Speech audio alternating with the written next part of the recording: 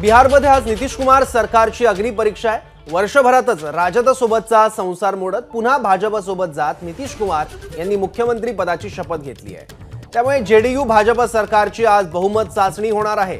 त्या पार्श्वभूमीवर बिहारमधील राजकीय वातावरण तापलं असून प्रत्येक पक्ष आपल्या आमदारांची एकजूट ठेवण्यासाठी धडपडताना दिसतोय।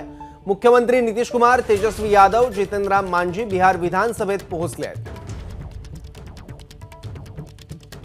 याबद्दल आणखी माहिती घेऊयात। आपले प्रतिनिधी सोमेश कोलगे आता आपल्या सोबत आहेत। सोमेश, आजच्या बहुमत चाचणीचं महत्त्व तेजस्वी यादव, नितीश कुमार आणि भाजपसाठी सुद्धा। नक्कीच, कारण भारतीय जनता पक्ष आणि नितीश कुमार यांच्यासमोर सर्वात मोठं आव्हान आहे ते म्हणजे म्हणजे विधानसभेचे जे अध्यक्ष आहेत त्यांची निवड होण्यापूर्वी आपल्या सरकारचं बहुमत सिद्ध करणं।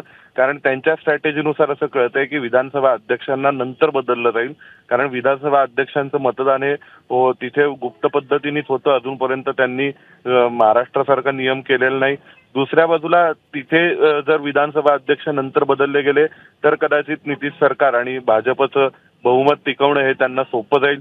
जर ते त्यापूर्वीच म्हणजे आरजेडीनी काही आमदार फोडले असतील किंवा जर काही अपक्ष आमदार किंवा जेडीयूचे आमदार यांनी जर आपली भूमिका बदलली असेल तर कदाचित सरकारला बहुमत सिद्ध करणं कठीण जाऊ शकतं।